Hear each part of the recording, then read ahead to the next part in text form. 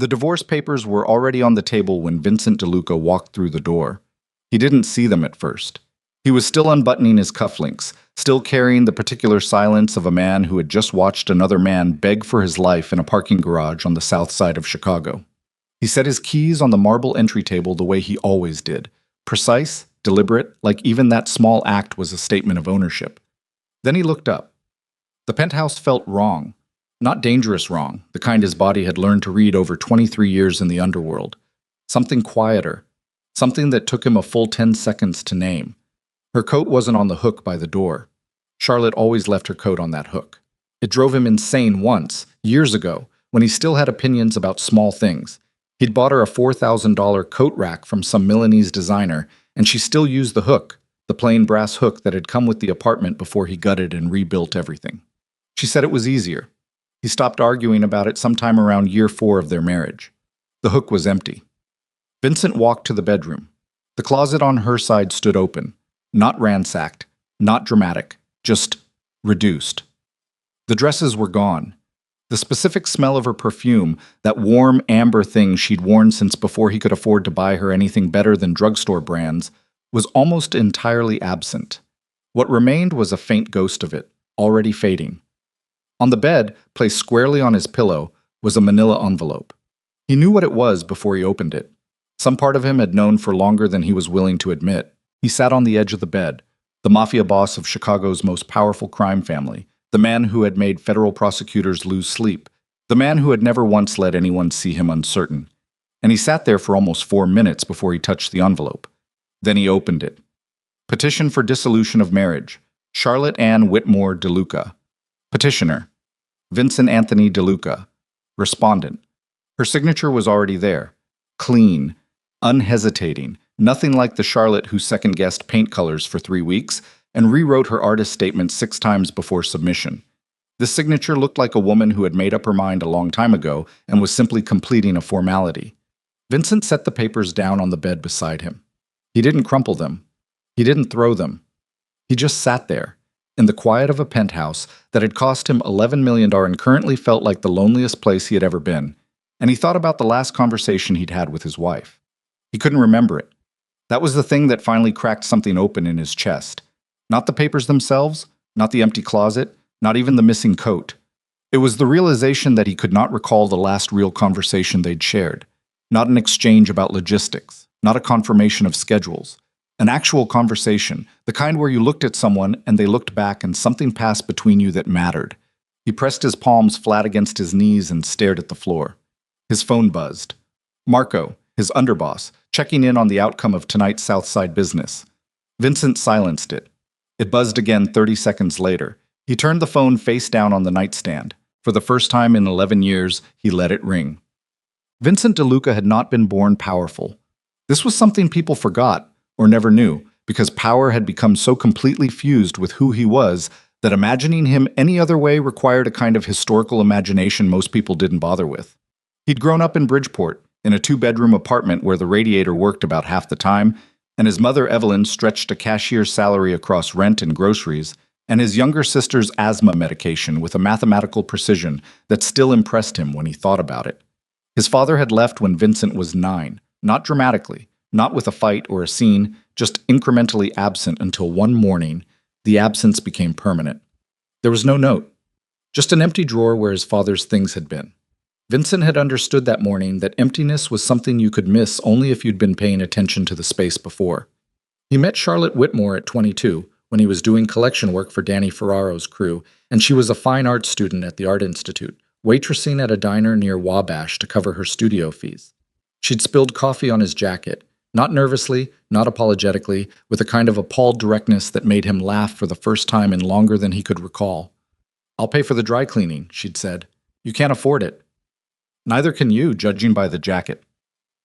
He'd left her a $40 tip on a $12 check and come back 3 days later. She was already sketching on a napkin when he sat down, and she didn't look up immediately, and something about that, the lack of performance, the absence of any attempt to be noticed, pulled at him in a way he didn't have words for yet. They dated for 2 years before he told her the truth about what he did. Not the polished version, not the organized crime euphemisms, the actual truth, sitting in her tiny apartment in Wicker Park, at 2 in the morning with her paintings stacked 3 deep against every wall, watching her face as the information landed. She didn't run. She didn't scream. She sat across from him at her kitchen table and she said, "Is this what you want to keep doing?" He'd told her he didn't know yet. She'd said, "Then figure it out. But don't lie to me while you're figuring it out." He had loved her completely in that moment, not romantically, or not only romantically, with the specific bone-deep recognition of someone who had finally been seen accurately and not flinched away from. They married when he was 27. She stood beside him through his rise through Ferraro's organization, through the power struggle after Ferraro's stroke, through the years when Vincent built what would become the DeLuca family into the dominant criminal enterprise in Chicago. She was there for the good and the genuinely terrible, and she never pretended it was anything other than what it was. She made her art. She built a career. She asked him hard questions and didn't always accept his answers, and called him on his evasions with a precision that annoyed and steadied him in equal measure. When had that stopped? Sitting in the empty penthouse in the early hours of a Tuesday morning, Vincent tried to map the distance between that woman who had sat across from him at her kitchen table and the woman who had signed divorce papers without telling him she was considering it. He couldn't find a single dramatic turning point. No explosion, no betrayal. Just a long, gradual reduction, like a fire that no one had fed until it went out on its own. He got up from the bed. He walked to the bar cart in the living room and poured 2 fingers of bourbon. He didn't drink. He stood at the floor-to-ceiling windows overlooking the Chicago skyline, the lake black and flat in the distance, the city laid out below him like something he owned, and he felt the specific vertigo of a man who has organized his entire life around the wrong priorities. His phone buzzed again. He picked it up this time, not to answer Marco, but to scroll back through his message history with Charlotte. The last real exchange between them was 6 weeks ago. She'd texted, "Cardiologist moved to Thursday at 3. Do you think you can make it?" He'd responded 4 hours later. "Thursday's complicated. I'll try." He hadn't made it. He hadn't tried, not seriously. There had been a sit-down with the Moretti family's representatives, and it had run long, and he'd meant to call Charlotte to explain, but then there was a problem with one of the warehouses on the west side, and by the time that was resolved it was past 10, and he'd assumed she was asleep. He scrolled further back. The messages grew increasingly logistical as he moved backward through the months. Restaurant reservations, schedule confirmations, the occasional photograph she'd sent of work in progress. There was a message from 8 months ago that read, "I need to talk to you about something important tonight. Please be home by 7. He had no memory of whether he'd been home by 7. Looking at the follow-up messages, none. He suspected the answer was no. He put the phone down on the bar cart next to the untouched bourbon and pressed the heels of his hands against his eye sockets. I was 51 years old. He had been married for 23 years. He had built an empire that his enemies feared and his subordinates maintained with clockwork efficiency. He could not recall the last time he had been present, actually present, in his own life. He found her through her gallery. He didn't call Charlotte directly. He knew her well enough to know that a call at 2 in the morning from the man she'd just served with divorce papers would be received exactly the way such a call deserved to be received. Instead, he contacted her gallery's director, a woman named Priya Kapoor, whom Charlotte had known for a decade, and who made no attempt to hide her opinion of Vincent over the years by way of her consistent coolness whenever they were in the same room. Priya picked up on the first ring, which surprised him. It was past 2. "She's not in danger," Vincent said before she could speak. "I'm not calling because she's in danger. She's fine. I need to know if she's okay." A pause. "She's with friends. She's fine." "Okay." He let out a breath he hadn't realized he was holding. "Priya, her exhibition. Invisible. When does it open?" Another pause. Longer. He could hear her deciding something on the other end of the line. 2 weeks, she finally said. "Mr. DeLuca, I don't know what you're planning, but Charlotte has been planning this show for 18 months. She needs—" "I'm not going to make a scene," he said. "I just want to see it." Priya said nothing for a moment. Then, "She named it well." She hung up. Vincent stood with the phone in his hand, processing that. She named it well. He turned the phrase over slowly, trying to understand what he was missing, and then he walked to his study and opened his laptop and found the gallery's website and the description for Charlotte's upcoming show. Invisible, New Works by Charlotte Whitmore.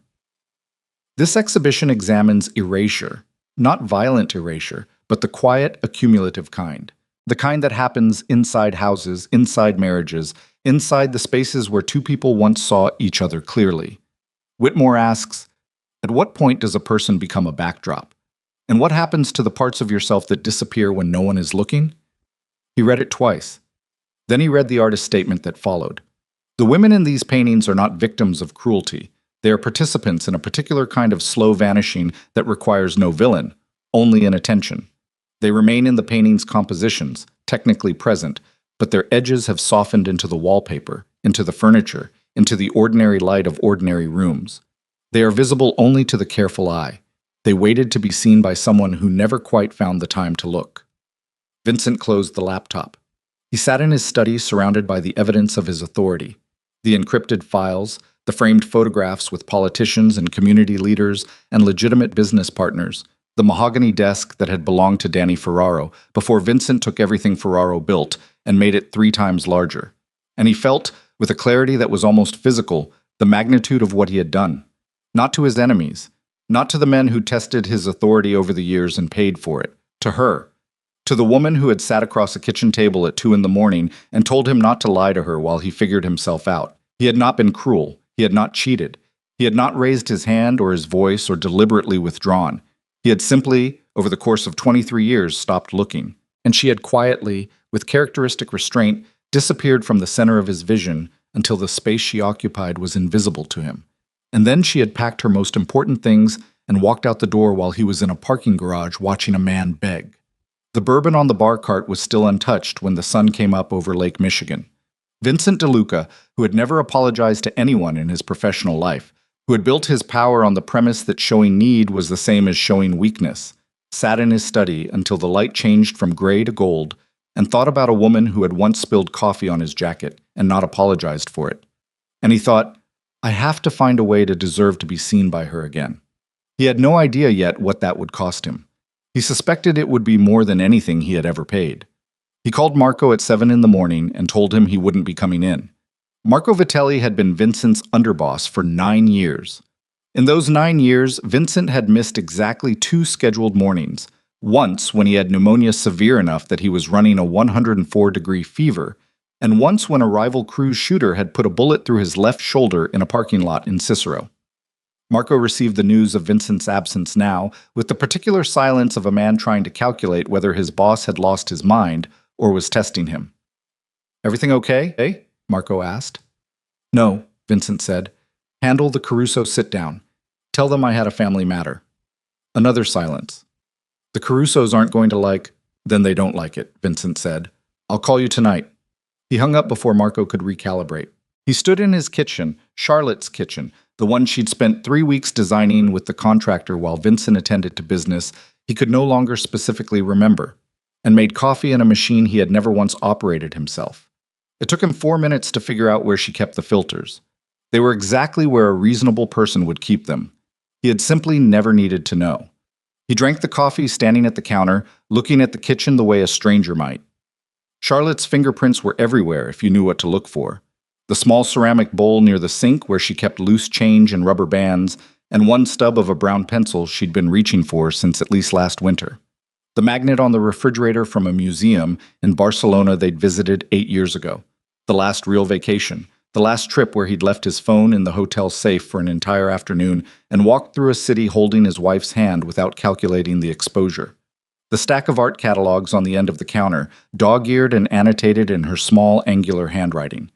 He pulled one of the catalogs toward him and opened it to a marked page. She'd written in the margin, absence as subject, not metaphor. The thing itself, not a symbol of the thing.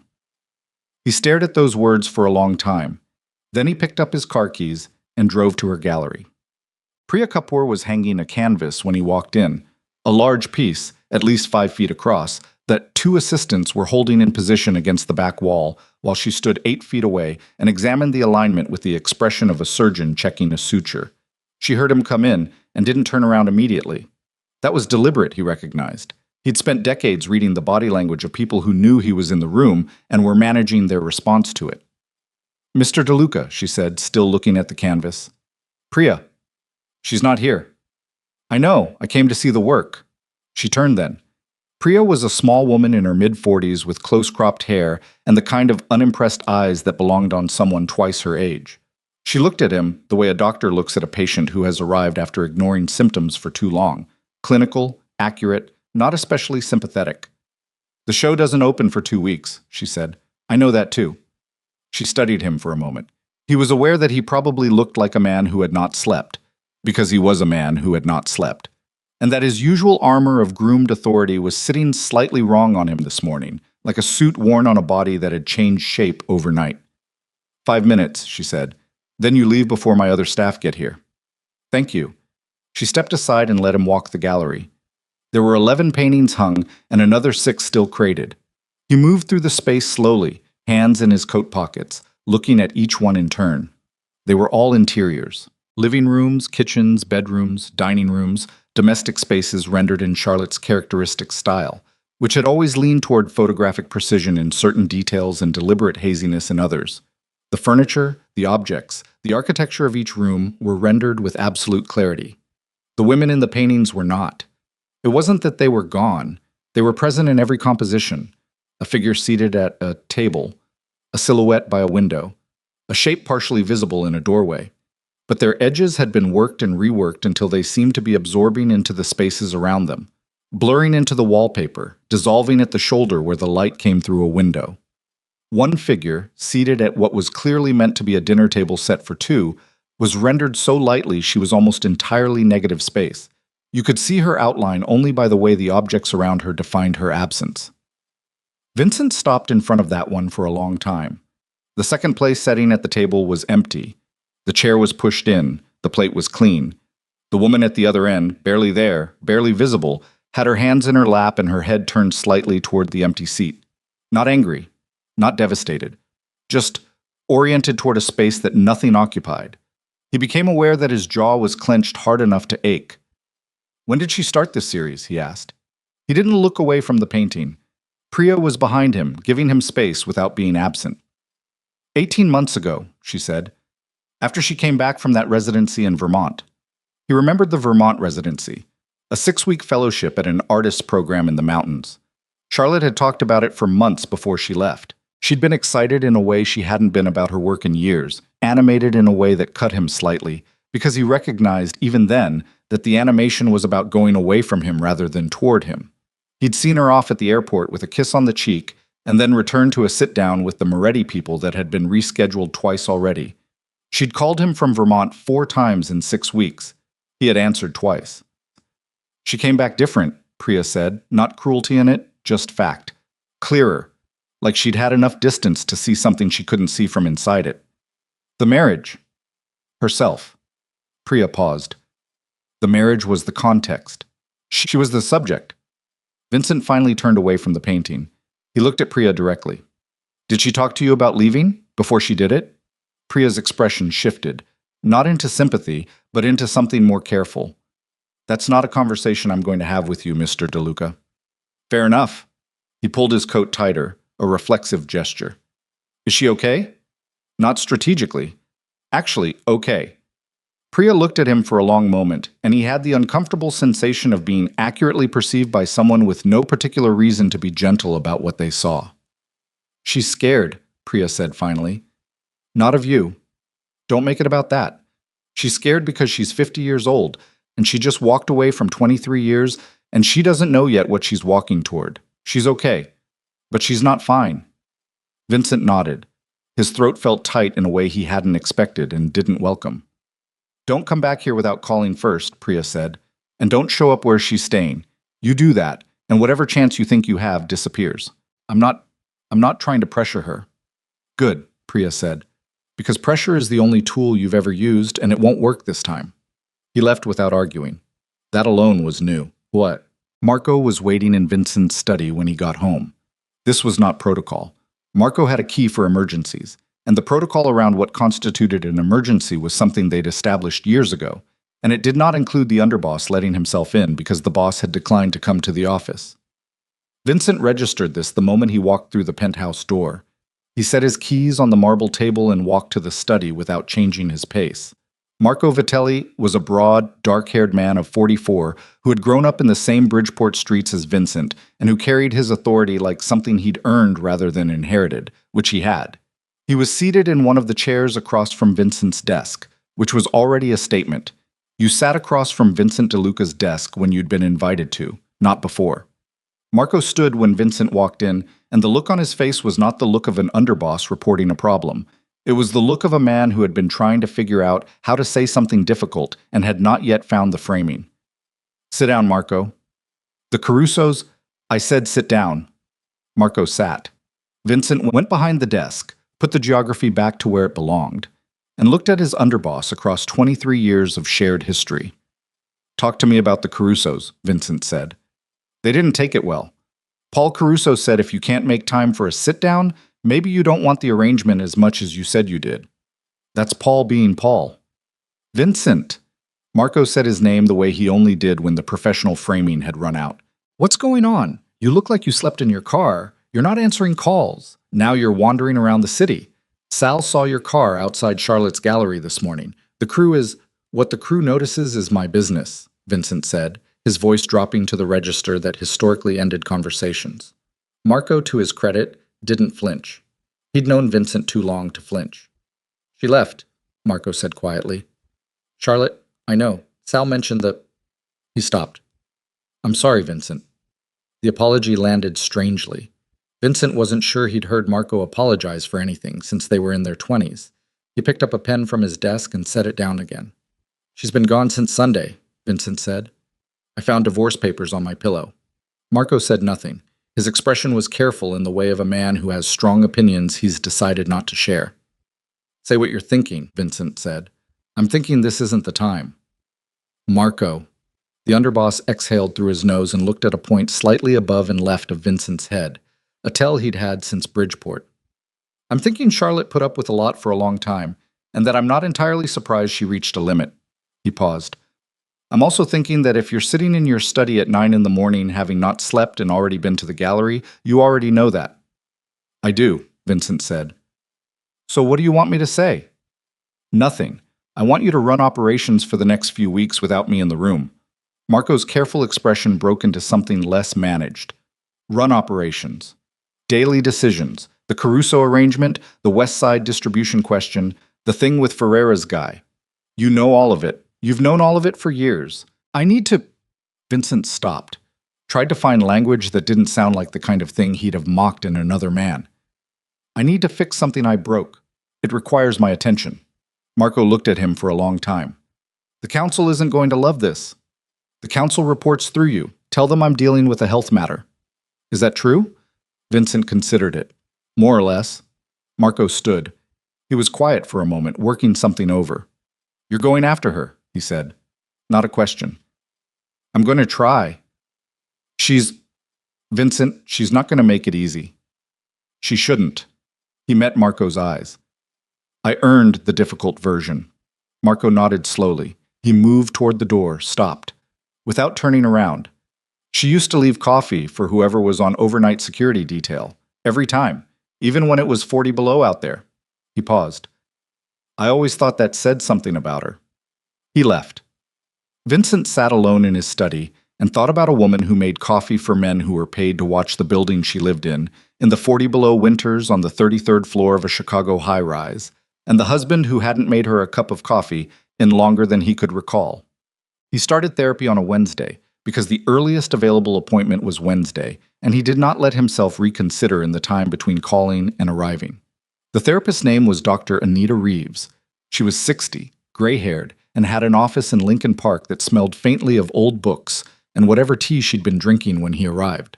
She knew who he was. He'd confirmed that before making the appointment, had explained that confidentiality was non-negotiable and that he would not tolerate any situation where that confidentiality was tested. She had said dryly that confidentiality was standard professional practice and not a special service, and that if he was concerned about it, perhaps he should examine why he felt his circumstances required special assurances. He had liked her immediately against his will. He sat across from her in a chair that was comfortable in a way he resented. Comfortable chairs in professional settings were a manipulation, he'd always felt. And he looked at his hands and said, I don't know why I'm here. That's fine, she said. We can start there. My wife left me. Okay. I found out by coming home to an empty closet and divorce papers. He paused. She didn't tell me she was considering it. Were you surprised? He looked up at her. She was watching him with the level attention of someone who had heard several thousand hours of other people's crises and was not easily impressed by the delivery. Intellectually, no, he said. In the moment, yes. What's the difference? Intellectually, I know I haven't been present. I know I've prioritized work over my marriage for years. I know she tried to reach me and I wasn't reachable. He felt the words come out clinically and recognized that as avoidance. In the moment, it felt like a shock, which means I'd convinced myself that things weren't as bad as they were, or that she'd stay regardless. The accuracy of that landed like a flat hand on a table. He held very still. There's a specific kind of confidence, Dr. Reeves said, that people develop in long-term relationships. Sometimes it's healthy. It's called security. Sometimes it becomes the assumption that the relationship will maintain itself without investment. She tilted her head slightly. Which one do you think yours became? The second one, he said, obviously. When did it become that? This was the question that had kept him staring at his ceiling for 3 nights running. He pressed his thumb against his palm and tried to find a real answer instead of a convenient one. I think I made a decision somewhere around year 7, year 8, that Charlotte was stable, that she was handled, that I could put my attention toward the things that felt more urgent, unstable, dangerous, things that would fall apart if I didn't personally maintain them. And Charlotte wasn't dangerous. Charlotte was the safest thing in my life, he said, and his voice, to his considerable irritation, caught on the last word. Dr. Reeves didn't react to that. She simply waited. I treated her safety like a given, he said, like a fixed point, and I kept moving toward everything else. He exhaled. I didn't see her disappearing because I wasn't looking, and I wasn't looking because I decided she'd always be there. And now she isn't. Now she isn't. Dr. Reeves wrote something in her notebook. She had a very small, very precise handwriting that he'd noticed when he sat down. Mr. DeLuca, she said, what do you want from this process? Not from your wife. From this. He hadn't been asked that directly before. He sat with it for a moment, resisting the impulse to answer quickly. I want to understand how I became someone who could lose the most important person in his life and not notice it happening, he said. Because if I don't understand that, then even if she comes back, he stopped. It would happen again. Dr. Reeves looked at him steadily. That, she said, is a better answer than most people come in with. He drove home from that first session feeling raw in the specific way of someone who has had a layer of protective tissue removed. Not destroyed, just exposed. He sat in the parking garage beneath his building for 11 minutes before he could make himself go upstairs. His phone showed 3 missed calls from Marco and 1 from a number he didn't recognize. A 312 area code, Chicago, a number not stored in his contacts. Something made him call the unknown number back before he checked Marco's messages. He wasn't able to articulate why. He brought the phone to his ear and listened to it ring twice before a woman answered. Mr. DeLuca? The voice was professional, clipped, slightly cautious. This is Dr. Susan Park. I'm a cardiologist at Northwestern Memorial Hospital. A brief pause. I'm calling about your wife. The parking garage was very quiet. I need you to come to the hospital, Dr. Park said. Charlotte was brought in about 2 hours ago. She's stable, but... Another pause, and in that pause, Vincent's entire chest turned to concrete. Sir, there are some things you need to know that I think Charlotte should have told you some time ago, and I'm calling you now because she's asked me to, and because the situation has moved to a point where I don't think we have the luxury of waiting for a better time. Vincent was already moving toward his car. He drove through 3 red lights getting to Northwestern Memorial. Not recklessly. Vincent DeLuca had not done anything recklessly since he was 24 years old, and had learned at considerable cost that recklessness was just another word for not thinking far enough ahead.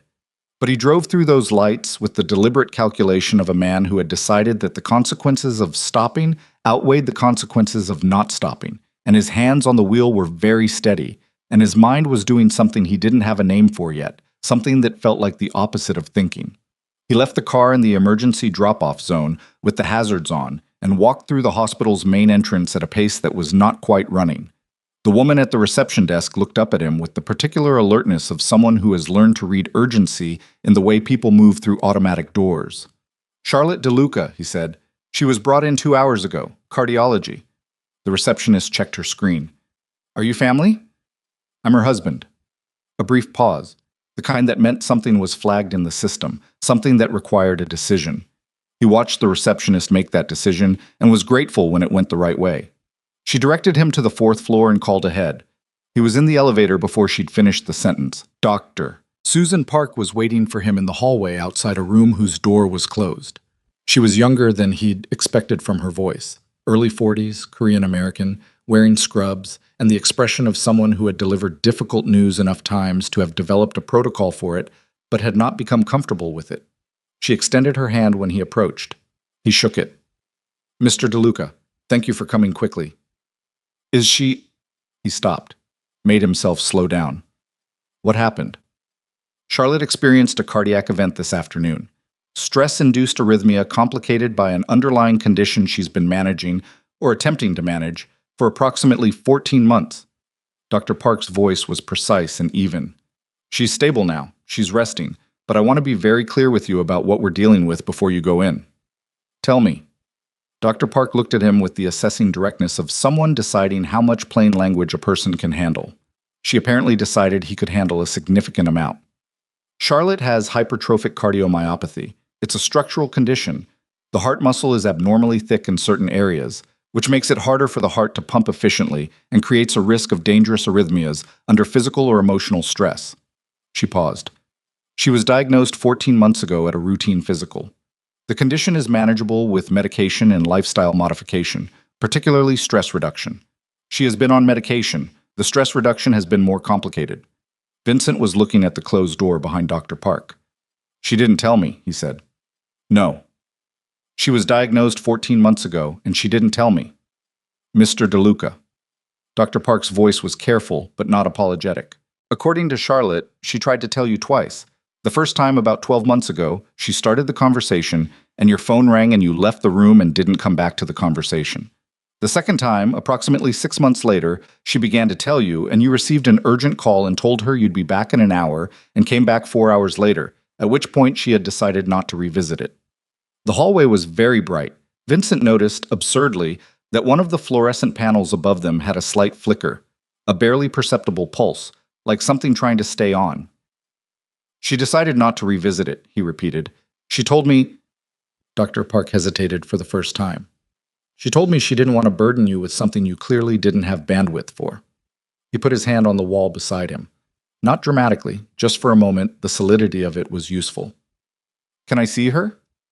"Yes, but I want you to understand that she's tired and she's processing, and the priority right now is her heart rate staying in a range that doesn't concern me. Whatever conversation you need to have, whatever exists between the two of you, it needs to happen at the pace she sets." Dr. Park looked at him steadily. "Not yours." "Understood." She held his gaze for a moment, confirming it. Then she stepped aside. Charlotte was awake. She was sitting up slightly in the hospital bed, not fully reclined, in the posture of someone who had decided that lying completely flat felt too much like defeat. She had an IV in her left arm and a monitor clipped to her finger, and she was wearing one of the hospital gowns that made everyone look smaller than they were.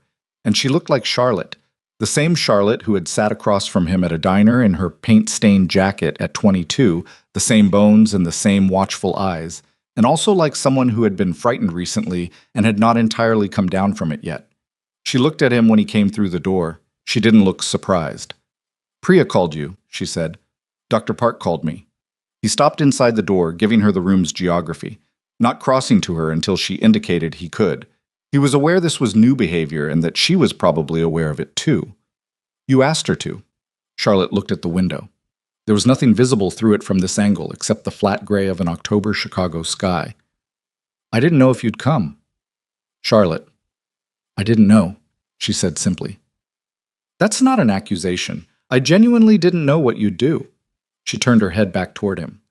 "You can sit down. You're making me anxious standing by the door." He crossed the room and sat in the chair beside her bed. He did not reach for her hand. He sat with his elbows on his knees and looked at her directly and said, 14 months. She held his gaze. "Yes."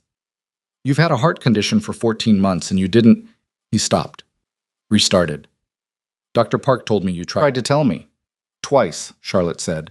Both times your phone was more important. The flatness in her voice was worse than anger would have been.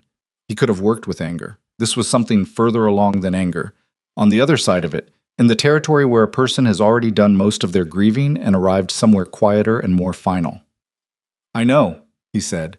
Do you want me to describe both conversations? I remember them exactly. No, I believe you. She looked at him for a moment.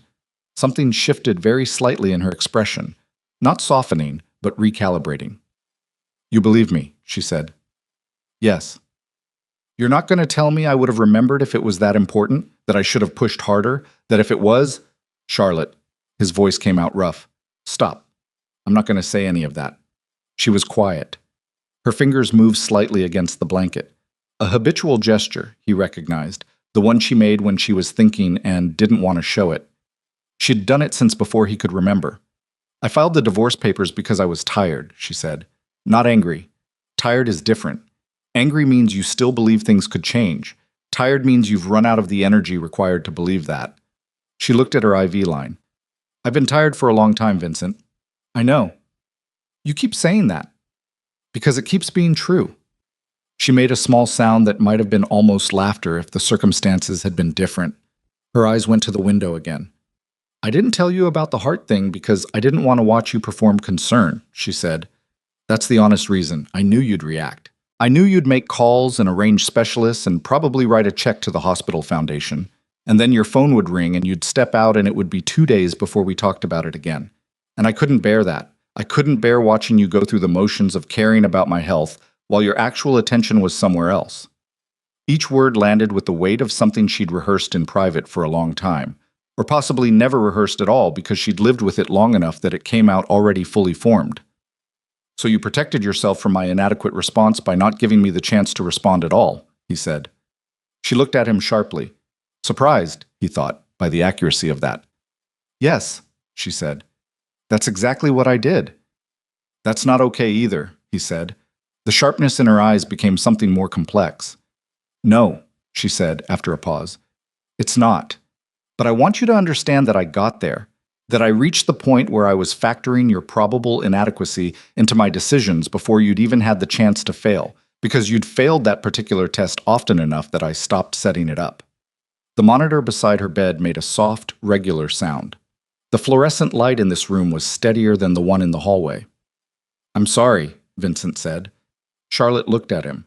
The two words sat between them in the room. I know that's not enough, he said. I know the math doesn't work that way.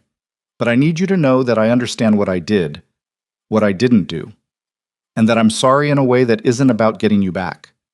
I'm sorry because what I did was wrong and you deserved better, and those two things are true regardless of what happens between us. Charlotte's jaw tightened slightly. She looked away. Don't do that, he said quietly. Do what? Look away when something lands. You always do that. You look away from the things that affect you because you don't want me to see them land. She turned back to him, and her eyes were brighter than they had been, and her voice when she spoke was very controlled. You haven't noticed anything about me in years, she said. Don't start cataloging my habits now like it proves something. It doesn't prove anything, he said. I see you. Right now, in this room, I see you. That's all. The monitor made its soft sound. Somewhere down the hall, a door opened and closed. Charlotte pressed her lips together and stared at a point on the blanket. When she spoke again, her voice had lost some of its careful architecture. I'm scared, she said. Not of dying. The doctors say it's manageable. I'm scared because I'm 50 years old and I'm in a hospital bed with a heart condition. I hid from my husband because I didn't trust him to show up, and I don't know what that means about the person I became inside this marriage. Vincent sat with that. He didn't rush to fill it. I think, he said carefully, it means you adapted to an impossible situation in the way that felt least painful, and that the adaptations cost you things they shouldn't have cost you. She looked at him. When did you get like this? Like what? Like, she shook her head. Like someone who says things that are actually about the situation instead of about managing the situation. Wednesday, he said. I started seeing a therapist on Wednesday. Whatever Charlotte had expected him to say, that was not it. He watched the information land on her face. Surprise first, genuine and unmanaged, and then something more complicated moving behind it. One session, he added. I'm not going to overstate what that means. No, she said slowly. You shouldn't. But she was looking at him differently, with the particular attention she gave to things that had unexpectedly shifted her understanding of their composition. I'm not doing it to get you back, he said. I want to be clear about that. I'm doing it because I've spent 51 years building walls I told myself were protection, and I'm starting to understand they were just walls. That's it. They didn't protect me from anything real. They just kept me from seeing. Charlotte was quiet for a long moment. The October sky outside the window had gone from gray to the particular dark gray that preceded Chicago evening. I'm not signing the divorce papers right now, she said finally. I'm not taking that off the table, but I'm not signing them while I'm in a hospital bed the week that you... She stopped, started again. I need time.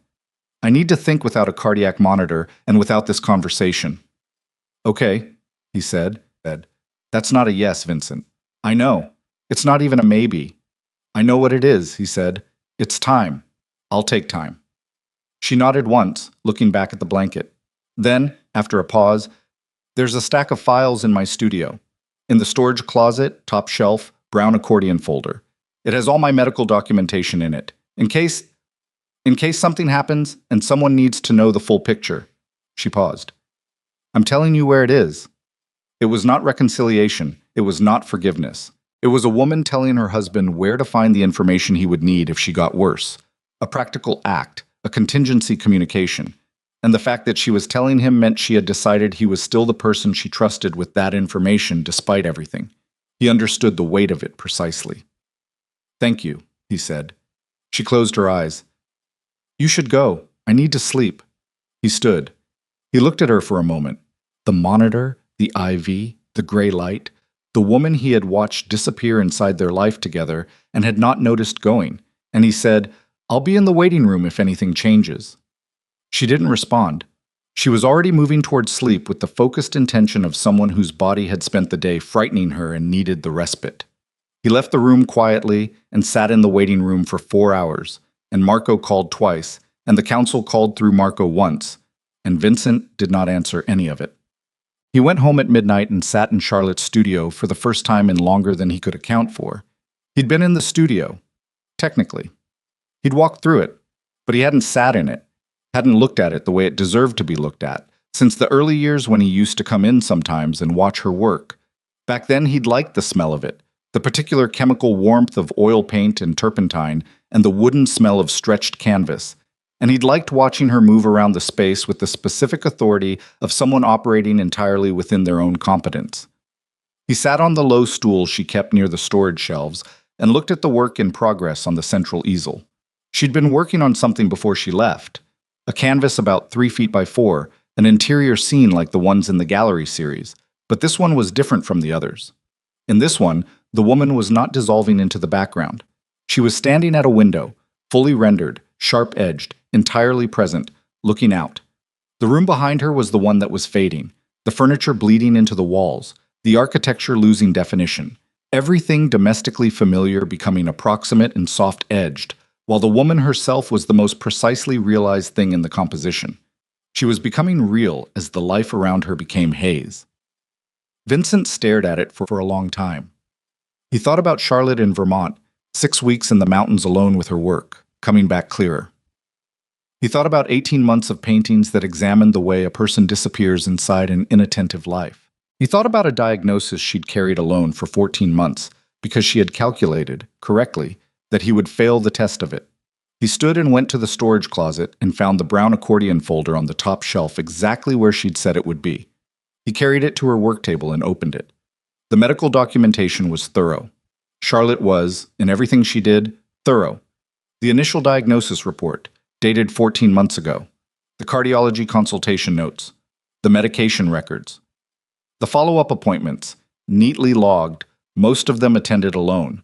One accompanied by Priya, one by a friend named Deb, who he vaguely remembered meeting at gallery openings. Not one accompanied by her husband. He turned pages slowly. At the back of the folder, behind the medical documents, he found something he hadn't expected. A separate section of papers that were not medical. They were printed emails. 2 of them, printed out and kept. He looked at the sender information on the first one. It was addressed to him. Sent to his personal email address 11 years ago. From a Dr. Raymond Cho at Rush University Medical Center. Dear Mr. DeLuca, I am writing regarding your mother, Evelyn DeLuca, who has been a patient in our neurology department since... He stopped reading. His eyes went to the date at the top of the email.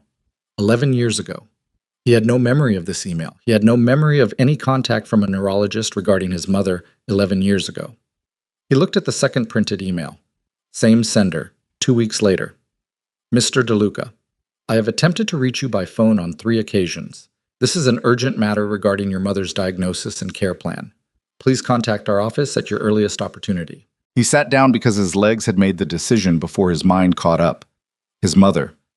Evelyn DeLuca, who he had arranged to live, in a care facility in Evanston because 3 years ago, she'd told him she needed more support than her apartment could provide, and he'd made the calls and arranged the facility and written the checks and visited twice a year. Evelyn, who he had assumed was aging in the expected way. These emails were from 11 years ago. He pulled out his phone and called the neurologist's office number from the email header. It was past midnight. He got a voicemail. He left a message with his name and number and the words, "It's regarding Evelyn DeLuca," and something about his voice when he said her name would have been unrecognizable to anyone who knew him professionally. Then he sat in Charlotte's studio, surrounded by the smell of oil paint and turpentine, and looked at the painting on the easel, the woman becoming real as everything around her faded. And he understood that he was not simply a man who had failed his wife. He was a man who had failed in a pattern. The same failure, repeated, across the most important relationships of his life, until the evidence of it had accumulated in a brown accordion folder in an art studio where he had not sat in years, printed out and preserved by a woman who had understood something about him that he had never understood about himself. The phone buzzed in his hand. A text from Marco. Council wants an emergency meeting. Tomorrow morning. Non-negotiable. Their words. Vincent looked at the text for a long moment. Then he set the phone face down on Charlotte's work table and looked at the painting and thought about his mother, 74 years old, in a facility in Evanston, who had been diagnosed with something 11 years ago that he had never known about because the emails had gone unanswered beneath the weight of an empire he was building. He sat there until 3 in the morning, and for the first time in his adult life, Vincent DeLuca did not know what to do next. The council meeting was called for 9 in the morning at the Lakeview Social Club, a private room above a legitimate restaurant that had served as the DeLuca family's primary meeting space for 14 years. Vincent arrived at 8:55. He had slept 3 hours on Charlotte's studio couch, woken at 5 with a crick in his neck that ran from his left shoulder to the base of his skull, and driven to Evanston before the sun was fully up. The care facility's overnight staff had been politely confused by a man in yesterday's clothes appearing at the reception desk at 6:15 asking to see Evelyn DeLuca. Vincent had explained with the careful restraint of someone who had decided that authority was no longer his primary tool, that he was her son, and that he was sorry for the hour, and that he simply needed to know she was all right before he did anything else today. The overnight nurse, a young Filipino woman named Grace, who looked at him with the frank assessment of someone accustomed to families who showed up at inconvenient hours with complicated emotions, had told him his mother was asleep and would be until at least 7:30, and that she was physically fine, had had a good day yesterday, and had asked one of the aides to help her write a letter after dinner. A letter to who? Vincent had asked. Grace had looked at him for a moment. To you, she said. She asked us to mail it. We were going to send it this week. He had sat in the facility's small waiting area, pastel walls, a fish tank, magazines from 4 months ago, and waited for his mother to wake up. He had not told Grace that he'd discovered, the previous night, that his mother had been diagnosed with Parkinson's disease 11 years ago. He had not told her that the diagnosis had been communicated to him in emails that had drowned beneath the weight of his operations.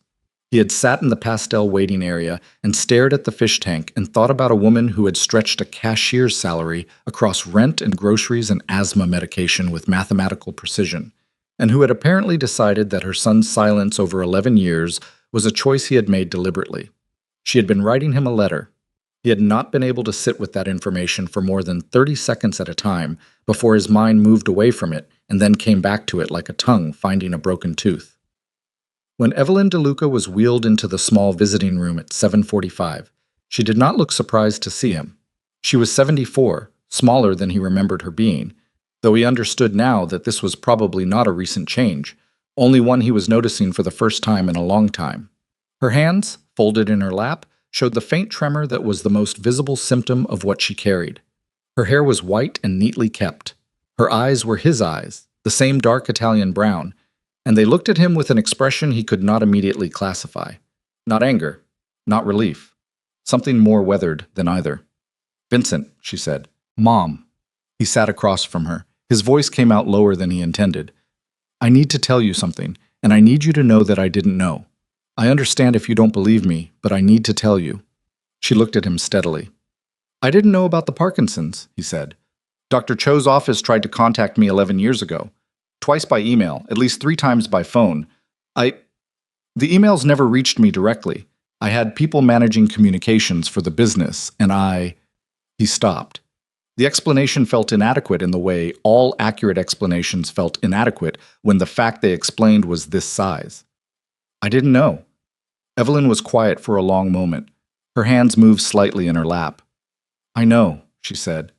He looked at her. "I know you didn't know," she said. "That took me a long time to accept.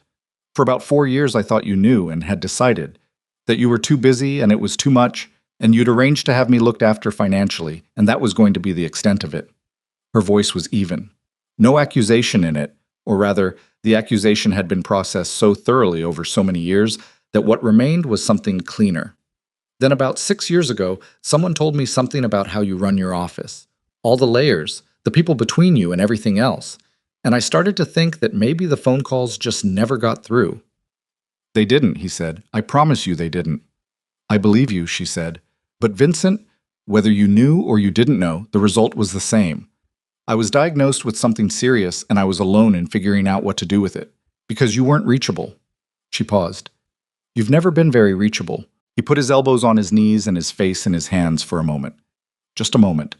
Then he straightened and looked at his mother and said, "No, I haven't." "Charlotte called me," Evelyn said, 3 weeks ago, before she left. She called to tell me she was going and to ask if I was all right, and to say she was sorry if it affected my visits." She paused.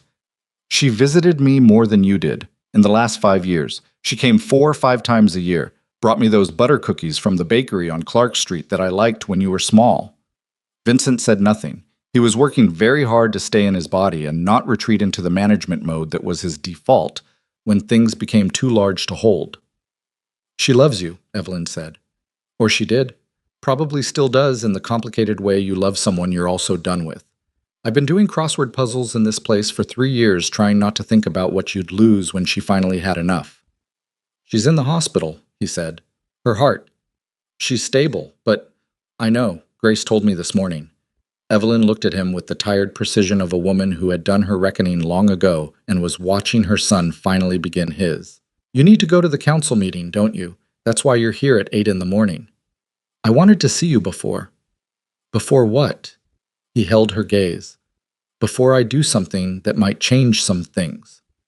Evelyn looked at him for a long moment. Then she reached across the small table and put her hand, tremoring slightly, warm, still recognizably the hand that had packed his school lunches and pressed against his forehead when he ran fevers as a child, over his. "Don't do things for me," she said quietly. "Do them because you finally understand what you've been doing wrong. That's the only kind that sticks."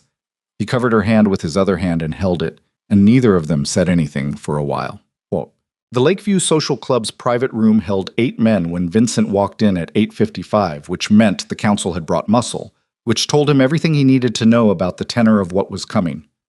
The 5 council members were seated at the long table, Paul Caruso at the near end, Frank Tessaro and Bobby Ianello on the left side, older men whose presence on the council was as much historical as functional, and on the right, 2 men who represented the family's interests in the West Side operations and the Port Authority arrangements, respectively. Marco was standing near the window in the posture of a man who has been in this room for 20 minutes already and has not enjoyed the conversation. The 3 additional men positioned near the walls were not subtle about what they were there for. Vincent clocked them in the first 2 seconds. Body language, placement, the slight rightward lean of the one nearest the door that suggested a shoulder holster. He had spent 30 years reading rooms, and the room said, "This is not a conversation. This is an ultimatum." He sat at the far end of the table from Caruso and put his hands flat on the surface and looked at each face in turn. Paul, he said. Caruso was 67, heavy-set, with the careful grooming of a man who had learned that presentation was authority. He had been a rival before he was an ally, which meant Vincent understood his calculations precisely. Vincent, Caruso said, appreciate you making time. I always make time for the council. You didn't make time last week. I had a family matter. Caruso glanced at Tesaro. That glance carried about 6 sentences. Vincent read all of them. We heard about Charlotte, Caruso said. We're sorry, genuinely.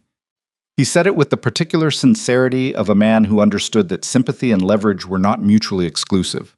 But we've got a problem that doesn't wait for personal situations to resolve, and we need to talk about what's been happening with the leadership structure.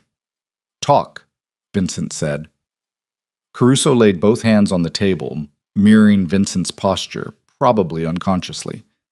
You've stepped back from daily operations. You've handed authority to Marco for daily decisions without consulting the council. 2 weeks ago, you missed the Caruso sit-down, Moretti arrangement. And last week, you were inaccessible for 48 hours during a period when we had active issues in 3 separate sectors. Caruso's voice stayed even, measured. The organization requires consistent leadership. That is not a preference. It is a structural necessity. I'm aware of what the organization requires, Vincent said. Then you understand why we're concerned. I understand why you're here, Vincent said. I want you to be precise about what you're asking. Caruso glanced at Tesaro again. Bobby Ianello studied the tabletop. The man from the West Side operations looked at a point on the wall. Marco, by the window, was very still. We're asking you to recommit fully to operational leadership, Caruso said. Daily engagement. Council consultations on major decisions. The Moretti arrangement needs your direct attention. They've been pushing on the North Side boundary, and Marco doesn't have the authority to push back effectively. He paused. Or, Vincent said, or we need to discuss a formal transition of leadership. Caruso's voice did not change. To someone who can give the organization what it needs. The room was very quiet. Vincent had known this was possible, probable even, given the trajectory. He had run the calculation in Charlotte's studio at 3 in the morning, in the same way he ran all his calculations, and he had arrived at the number. He looked at Caruso now, and then at the other faces around the table, and he thought about his mother's hand over his, and the painting on Charlotte's easel, and the brown accordion folder with its 2 printed emails from 11 years ago. Who? He said. Caruso blinked. Excuse me? If there's a transition, who are you proposing? Another glance between Caruso and Tesaro. The question wasn't what they'd prepared for. They'd prepared for resistance, for the full force of Vincent DeLuca's considerable capacity for making situations dangerous for people who challenged his authority. The question landed wrong. That would be a council discussion, Tesaro said carefully. Nope. Vincent shook his head once. If you're coming to me with a transition, you already have a name. Don't insult this room by pretending it's theoretical. He looked directly at Caruso. Who? The silence stretched. Then Caruso said, Marco. Vincent turned to look at his underboss by the window. Marco's expression had not changed, which meant Marco had known this was coming, had probably known for longer than the last 20 minutes. He met Vincent's eyes with the steadiness of a man who had decided not to lie about what he knew. You knew they were going to propose this, Vincent said. I knew they were thinking about it, Marco said. I told them you needed to be the one to make any decision about the structure. I told them that last week. He looked at Caruso. That's what I told them. He did, Caruso admitted. Marco has been straight with us throughout. He's not the one pushing this. Vincent looked at the table for a moment. He thought about 9 years of shared work. He thought about a man who had told him, in passing, that Charlotte left coffee for the overnight security detail. He thought about the precise, undramatic way loyalty showed itself in small acts over long periods. Marco doesn't want it, Vincent said. Marco said quietly, I didn't say that. The admission was honest. That was Marco. Fundamentally, constitutionally honest in the way that was sometimes inconvenient and always something Vincent had relied on. He hadn't said he didn't want it. He hadn't pushed for it, but he hadn't said he didn't want it. You've been running daily operations for 2 weeks, Vincent said to him. How is it? Marco's jaw tightened slightly. Clean, he said. It's running clean. I know it is. Vincent looked back at the council. Here's what I'm going to tell you, and I'm going to say it once clearly so there's no ambiguity in this room. He put his palms flat on the table and leaned forward slightly. Not threateningly, but with the weight of a man who has made a decision he is not uncertain about. I have built this organization for 23 years. I have made it what it is. Every alliance in this city, every arrangement, every piece of leverage we hold, I built that, or I maintained it. You all know that. He looked at each face. I also know what I've cost myself to do it. And I know that the way I've been operating isn't sustainable, not for the organization, and not for the things in my life that actually matter. He paused. I'm not going to pretend I'm the same man I was 2 weeks ago, because I'm not. I've had some realizations that would sound ridiculous in this room, and I'm not going to try to explain them. Caruso said, Vincent, I'm not finished. His voice was still level, but the room heard the line in it. Caruso stopped. I'll make a proposal, Vincent said. Marco assumes the position of acting boss with full operational authority. The council gets the engagement and consistency it needs. I remain available for strategic decisions that require my specific relationships and history. The Moretti situation, the federal exposure questions, anything that requires the specific weight of my name. But the day-to-day is Marco's. He looked at his underboss. That's what I'm offering. If the council rejects it, we have a different conversation, but that's the first offer. The council exchanged looks, the kind that happened when a room had expected a fight and found something more complicated instead. Caruso said, And you're comfortable with this? I'm clear on it, Vincent said. Comfortable isn't the relevant metric. Tesaro spoke for the first time in a while. And if your personal situation resolves, you come back to full operation? Vincent thought about Charlotte in the hospital bed, about the painting on the easel, about Evelyn's hand over his and 11 years of unanswered emails in a brown accordion folder. No, he said, this isn't temporary. The room absorbed that. It was the most honest thing he had said in a professional context in longer than he could name, and the honesty of it landed with a specific gravity. Caruso looked at Tesaro. Ianello looked at Caruso. The men from West Side Operations and the Port Authority said nothing, which was its own vote. We'll take it, Caruso said. Marco caught Vincent's eye across the room. Vincent held his gaze for a moment and nodded. Once, small, the kind of acknowledgement that didn't require an audience. The meeting ended 20 minutes later with handshakes that meant different things to different people in the room. When everyone had filed out, Marco stayed behind. He stood near the window where he'd been standing for the last hour and looked at Vincent with an expression that had lost its professional management. You didn't have to do that, Marco said. Yes, I did. They would have backed down. You could have pushed back and they would have... Marco. Vincent picked up his jacket from the back of his chair. I know exactly what I could have done. I did this instead. He looked at his underboss. His friend, he realized, possibly the only one who qualified for the word in the specific way that mattered. You'll run it well. I know I will, Marco said. Not arrogance, just fact. That's not what I'm... He stopped, started again. Is she worth it? All of this? It's not about her, Vincent said. Or it's not only about her. Marco looked at him for a moment. Your mother? Both of them. He put on his jacket. I've been running an organization that required my complete attention, and I gave it my complete attention, and I let it consume everything else. And I told myself that was necessary, that it was the price. He paused. I didn't pay the price. They did. Marco was quiet. Call me tonight, Vincent said. We'll start the transition properly. He left the Lakeview Social Club and walked to his car in the October cold and sat in the driver's seat without starting the engine. His phone buzzed. Dr. Park from Northwestern. He picked it up immediately. Is she all right? She's fine, Dr. Park said. She's asking to be discharged tomorrow morning. I wanted to let you know, and to tell you.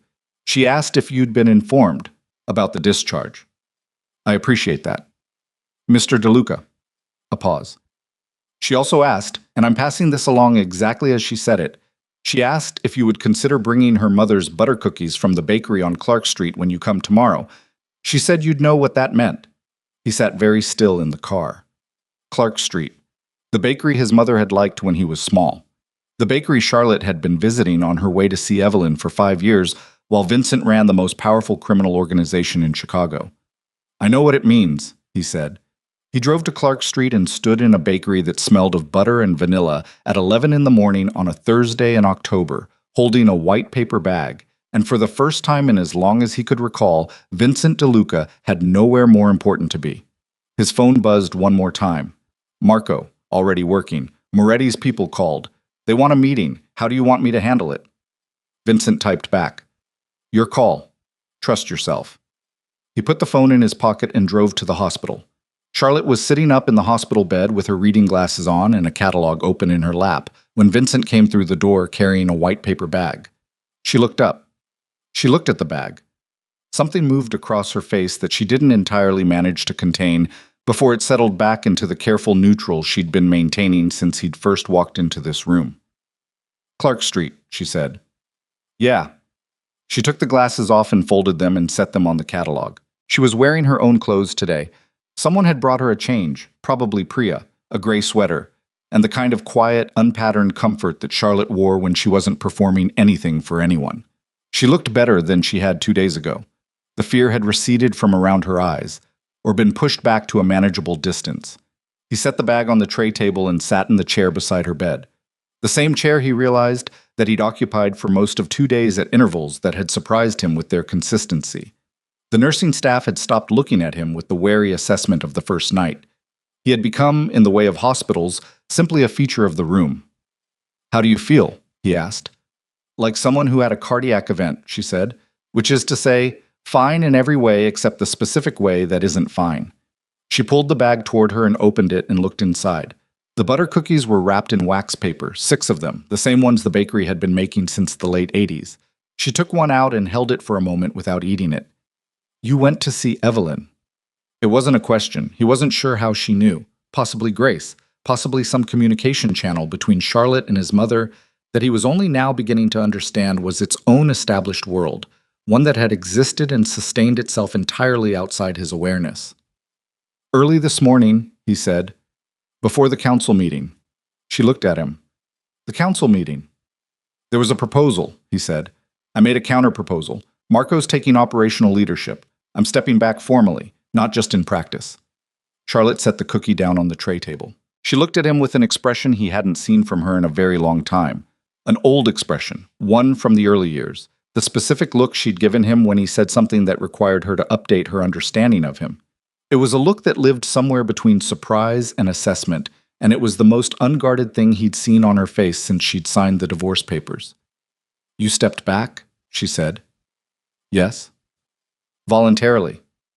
There was some pressure, he admitted, but yes. She was quiet for a moment. Outside the room, the hospital made its continuous background noise. Shoes on linoleum, a cart being wheeled, a PA system announcement from several floors away. The October sky through the window had gone pale and bright, the specific Chicago autumn light that made everything look cleaner than it was. Why? Charlotte said. Because it was right. Vincent. Because I sat in your studio at 3 in the morning and looked at that painting, the new one, the woman at the window, and I understood something I should have understood 10 years ago. He paused, finding the language that was accurate rather than convenient. I've been running toward the things that felt urgent and leaving the things that felt stable. And the things I left, you, my mother, the actual substance of my life, they weren't stable. They were just quieter about deteriorating. Charlotte looked at the cookie on the tray table. Her jaw was set in the way it got when she was processing something she hadn't expected to need to process. The emails, she said, from the neurologist. You kept them, he said. I found them in your archive about 4 years ago. I was looking for old tax documentation. You'd given me access for something, I can't remember what. She folded the wax paper back around the cookie with small, precise movements. I found them, and I read them, and I sat in your study for about an hour trying to decide what to do. Why didn't you tell me? She looked at him.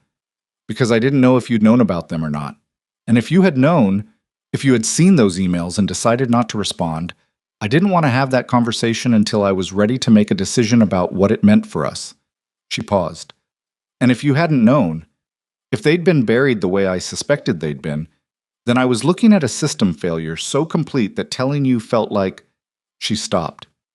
I didn't know where to begin, so I printed them and I kept them where I keep the things I'm not ready to deal with. Your medical file. Things I can't throw away and can't look at. He exhaled through his nose. How long have you been carrying that? 4 years, she said, on top of everything else. He thought about that. 4 years of Charlotte knowing about the emails, knowing about his mother and the unanswered calls, carrying that knowledge alongside her own diagnosis, alongside the slow withdrawal of their marriage, alongside the exhibition she was building about disappearance. 4 years of evidence stacking up in a woman who had decided, somewhere in the accumulation, that the stack had gotten too heavy. I need to ask you something, he said. She looked at him steadily. The paintings. Invisible. The woman in all of them. Is that you, or is it every woman in that situation? Or both, Charlotte said immediately. It's always both. That's what good work does. She paused. But yes, specifically. In the beginning, it was very specifically me. She looked at her hands. I started the series the week after I came back from Vermont. I came back and I walked into the penthouse, into our life, and I looked at it from the outside for the first time and I saw it clearly. What it was. What I'd become inside of it. She turned her hands over. Not invisible to you entirely. You knew I existed. You knew where I was. But visible the way furniture is visible. Acknowledged, present, not engaged with. Charlotte, I'm not saying it to hurt you, she said. I'm past the point where hurting you serves any purpose. I'm saying it because you asked, and because it's true, and because I think you actually want the true version now, which is new. She glanced at him. A week ago, I would not have predicted this conversation. Neither would I, he said. She picked up the cookie again, and this time took a small bite. She chewed it and looked at the window and was quiet for a moment in the way of someone making a decision about how much to open. When I was in Vermont, she said, there was a professor there. Older woman, 70s, painter her whole life. She'd been married twice and both times to men who didn't really see her work, appreciated it, supported it financially in the second case, but didn't see it. Didn't understand why she needed it the way she needed it. She paused. She told me that the loneliest she'd ever felt wasn't being alone. It was being with someone who had a fixed idea of who she was and stopped updating it. Charlotte looked at her hands again. She said her first husband had a version of her in his head from 1974, and he loved that version faithfully for 30 years and never noticed that the actual person had moved on considerably. Vincent sat with that. I think that's what happened to us, Charlotte said. You had a version of me. The woman from the diner. The woman who sat across the kitchen table at 2 a.m. and didn't run. And you loved that version and you trusted it to be stable. And you stopped updating. And you kept changing, he said. People do, she said. That's the whole problem with fixed ideas of people. The people keep going. He looked at her. The specific Charlotte who existed right now, in this room, in this light, with butter cookie crumbs on her gray sweater and her reading glasses folded on the art catalog, and 11 years of his failure rearranged into an art exhibition that had already been reviewed in 2 national publications. This Charlotte, the one he had not been keeping pace with. Tell me something about the new work, he said. Something you'd tell someone who was actually paying attention. She looked at him with that old expression again, the recalibrating look. Then she set the cookie down and said, the last painting, the one on the easel at home, the woman at the window. She's not dissolving, he said. She's the sharpest thing in the composition. Everything else is losing definition. Charlotte's expression changed again, something genuine moving through it. You looked at it carefully. I looked at it for a long time. That painting is about what happens after, she said, after you stop waiting to be seen, after you decide that the room, the context, the marriage, the framework, all of it can go soft and approximate, and you're going to stay in focus anyway. For yourself. She paused. It's not angry. I want to be clear about that. It's not a revenge painting. It's about what becomes possible when you stop organizing yourself around a person who isn't looking. He held her gaze. It's beautiful, he said. It's the strongest piece in the series. She looked at him for a long, careful moment. Don't do that, she said quietly. Do what? Be the person I always wanted you to be in a hospital room 3 days after I served you divorce papers. Her voice was steady, but there was something underneath it that wasn't. It's too much, Vincent. I can't take it at that volume right now. Okay, he said. He pulled back, not retreating, just giving her the room's temperature back. Okay. They sat in a silence that was not comfortable but was not hostile either. It was the silence of 2 people who had been married for 23 years and knew each other's rhythms well enough to inhabit quiet together without it becoming a crisis. After a while, Charlotte said, The divorce papers. I know. I'm not. She stopped, pressed her lips together. I don't know what I'm doing with them. I thought I knew. I was clear before all this, and now I'm. She made a small, frustrated gesture with her hand. I'm not clear. You don't have to be clear right now. I know I don't have to be. Her voice sharpened slightly. I'm telling you that I'm not, because you deserve to know what's actually happening rather than a managed version of it. He recognized that. The deliberate transparency, the refusal to protect him from the complicated truth. It was the same impulse that had made her sit across from him at that kitchen table at 22 and say, "Don't lie to me while you're figuring it out." She was extending him the same principle she'd always demanded from him, even now, even here. "Thank you," he said. She looked at him sideways. "Don't thank me for being honest. It's the minimum." "I know. I'm still—" He stopped. "Thank you." She almost smiled. Not quite, but the architecture of it was there. What?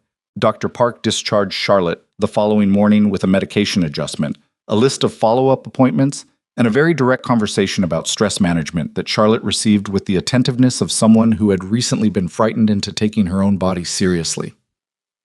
Vincent drove her to Priya's apartment on the north side where she'd been staying. He didn't ask to come up.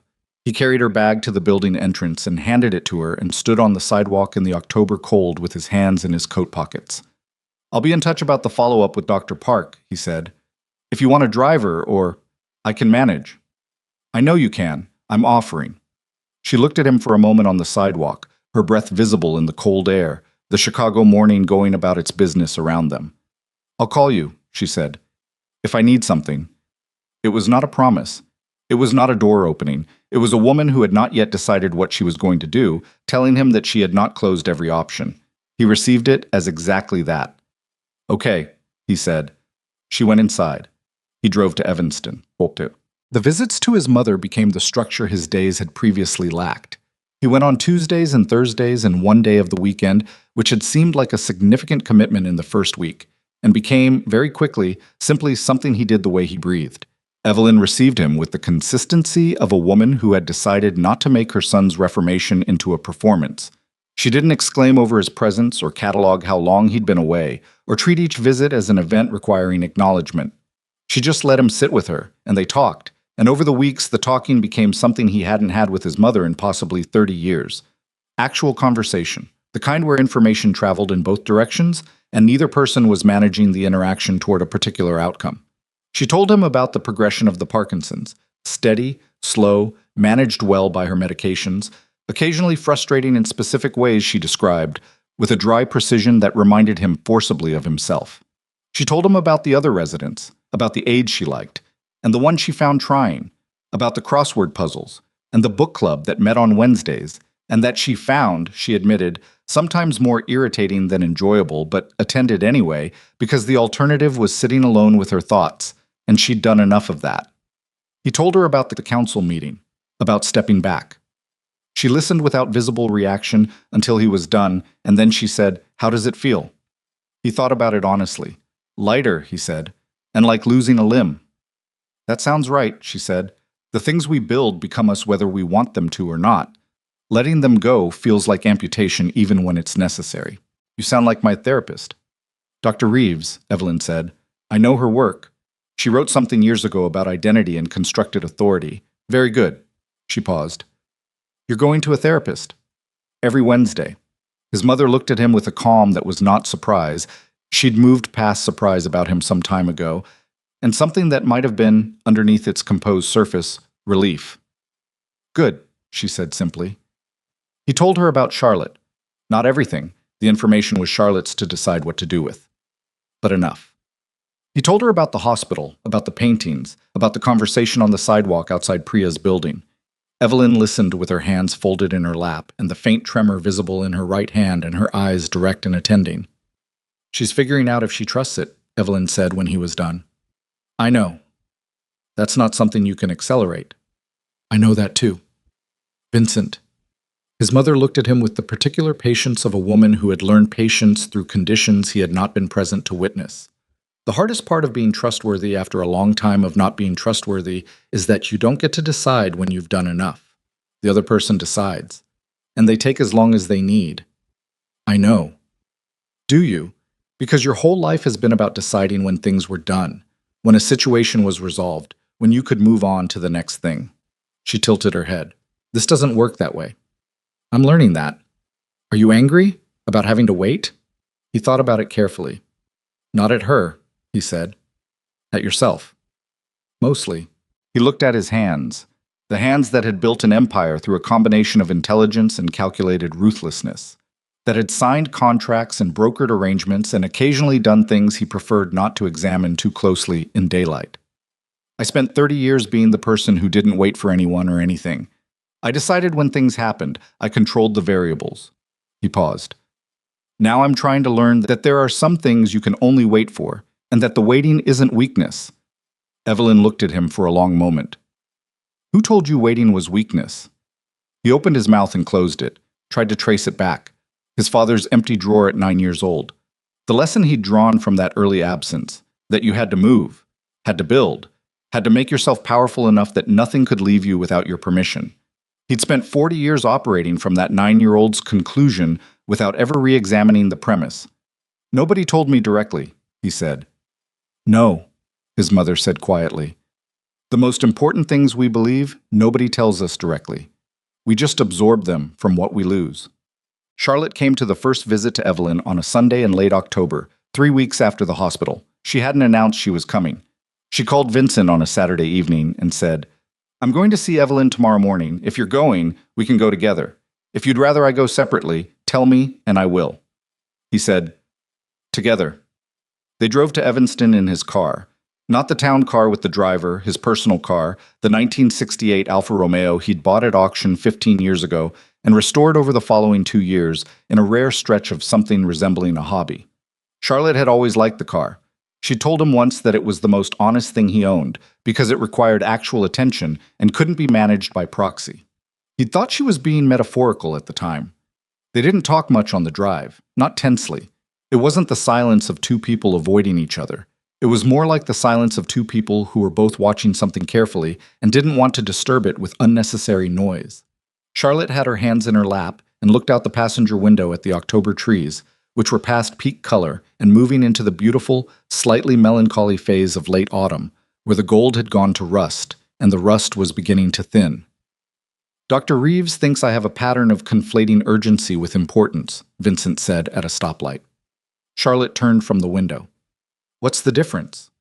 Urgent things require immediate attention. Important things require sustained attention. He kept his eyes on the road as the light changed. I've spent 30 years responding to urgency and neglecting importance. The urgent things felt like they'd collapse without me. The important things felt stable enough to defer. Charlotte was quiet for a moment. What changed? They stopped being stable, he said, and I had to figure out why I hadn't noticed. And why hadn't you?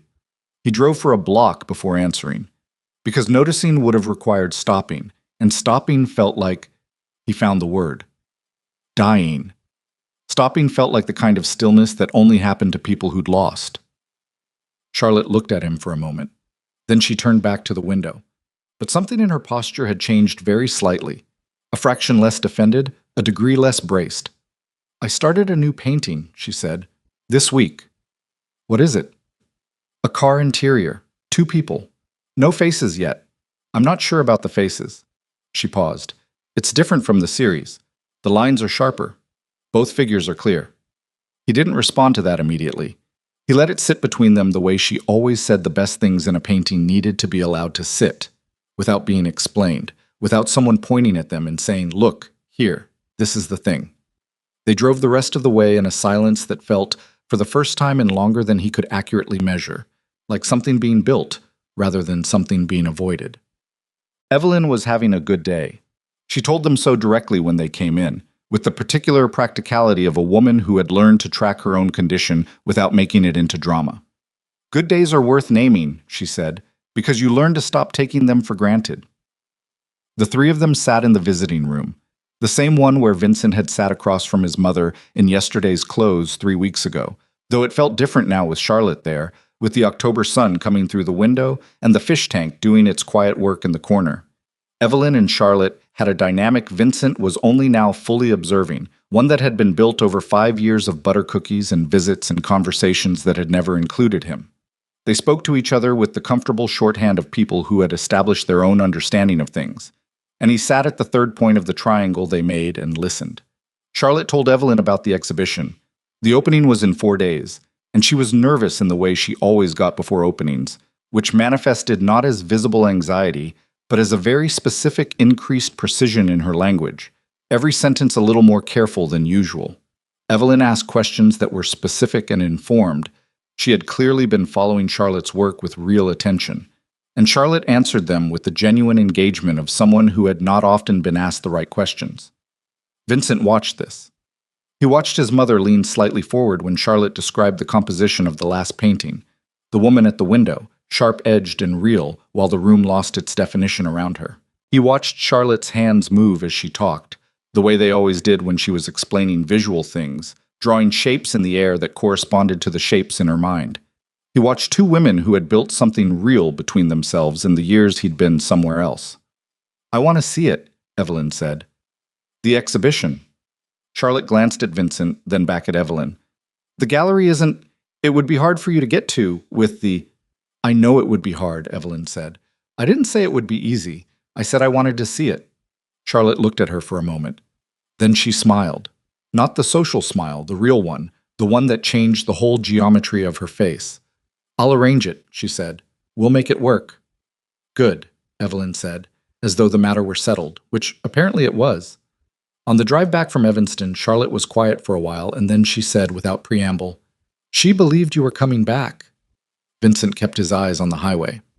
"What do you mean?" "Even when she thought you'd seen the emails and chosen not to respond, even then, there was some part of her that was still writing letters and having Grace mail them. Still..." Charlotte paused. "Still leaving the possibility open." "She's stubborn," he said. "She loves you," Charlotte said. "Those aren't always different things." She looked out the window. "She told me once, about 2 years ago.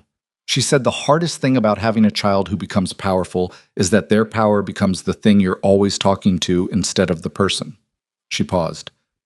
"She said she felt like she'd lost you to yourself." He gripped the wheel. "Not hard. Just the small adjustment of a man absorbing something that required his hands to have something to do." "I'm sorry," Charlotte said quietly. "That was..." "No," he said.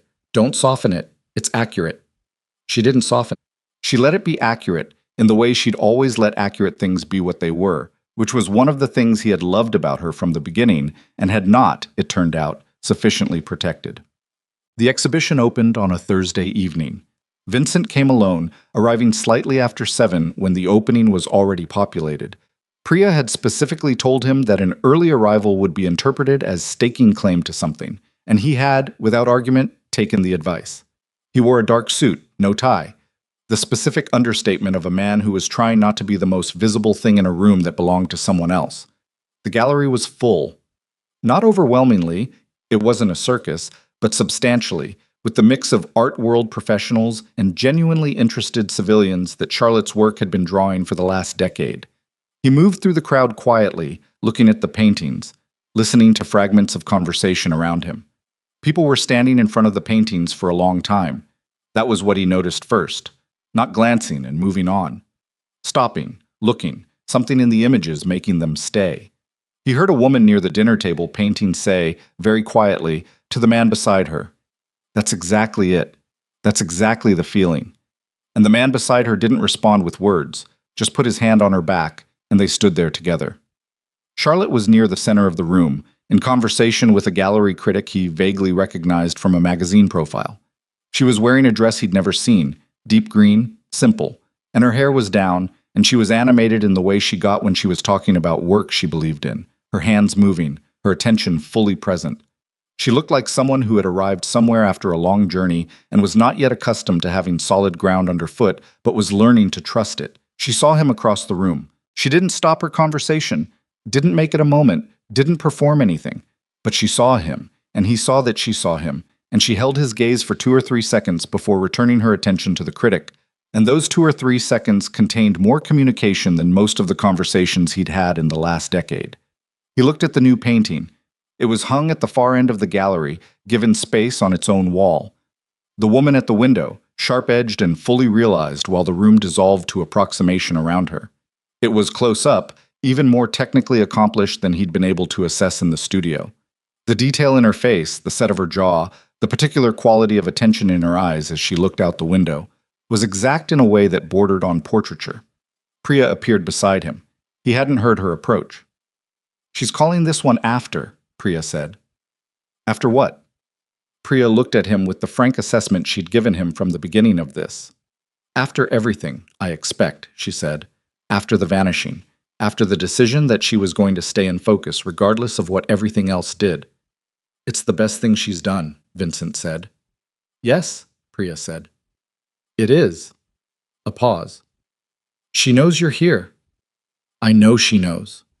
"She's glad you came." Priya said it with the particular dryness of someone delivering information they've been asked to deliver and are not entirely comfortable being the vehicle for. "She told me to tell you that, which she'll probably regret telling me." He looked at the painting. "Tell her I'm glad too." Priya made a small sound that was not quite a laugh and moved away into the crowd.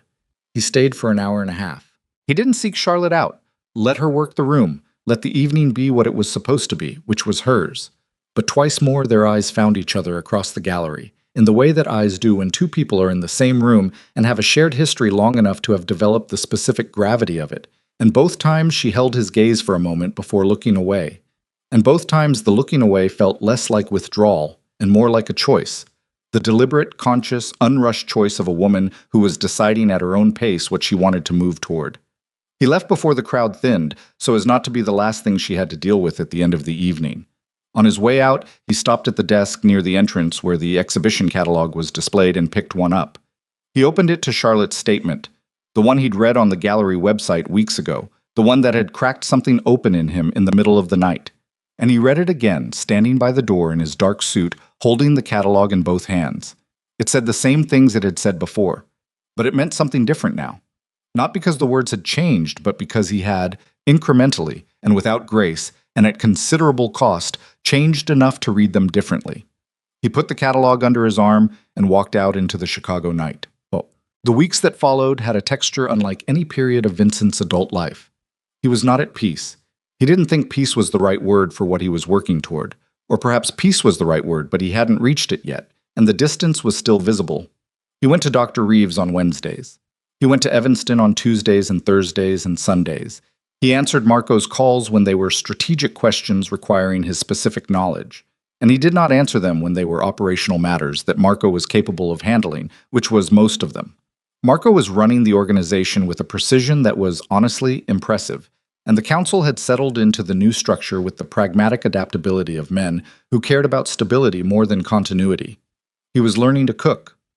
This had started accidentally.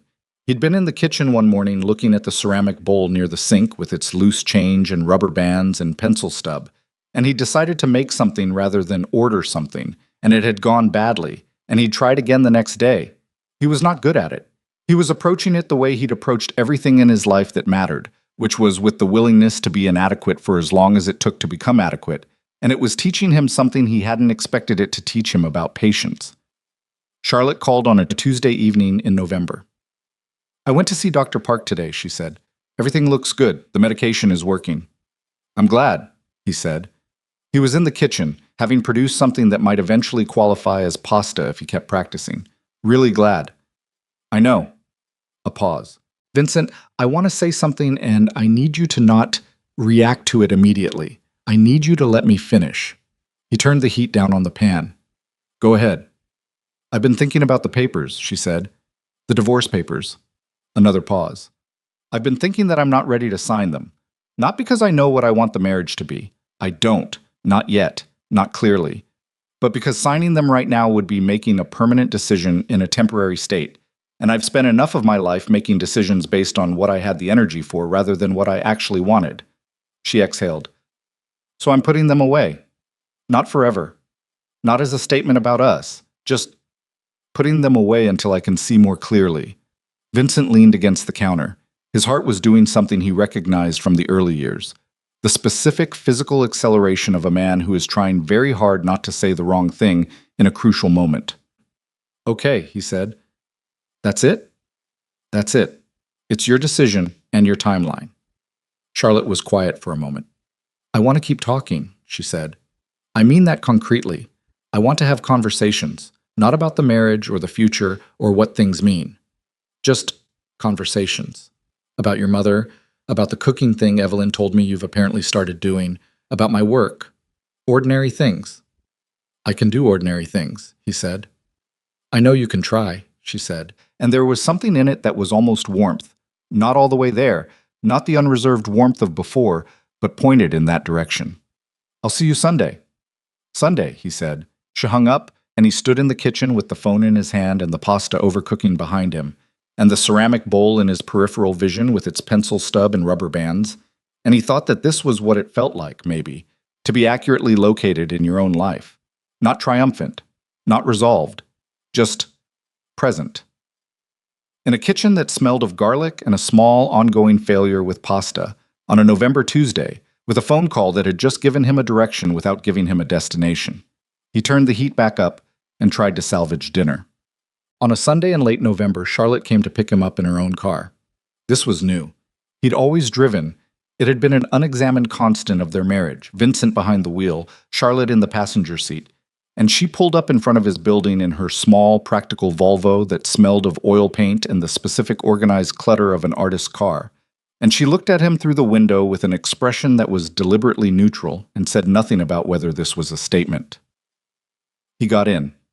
They drove to Evanston together and they sat with Evelyn for 2 hours, and Evelyn's Parkinson's was slightly worse this week than last, her right hand tremoring more visibly, her speech occasionally catching on a word before releasing it. And she navigated all of it with a dignity that made Vincent understand, in a way he hadn't fully understood before, where he had learned to refuse to show weakness. He had learned it from the same woman who was now showing him that dignity and exposure were not opposites. On the drive back, Charlotte drove and Vincent sat in the passenger seat and looked out at the late November landscape. The trees stripped now, the sky the flat white of a Midwestern winter settling in, the lake visible in flashes between buildings as they came back into the city. She's declining, he said. Yes, Charlotte said, slowly, but yes. I know I don't have unlimited time. None of us do, she said. That's the thing about finally paying attention. You also start noticing the parts that are running out. He looked at his hands in his lap. Is that devastating or clarifying? Charlotte thought about it. Both, she said, usually at the same time. He nodded. Outside, the city was doing what it always did. The perpetual forward motion of a place that had never much concerned itself with any individual's reckoning. He had loved Chicago his whole life with the specific love of someone who had been shaped by a place and knew it, and it looked different to him now from the passenger seat than it ever had from the driver's seat.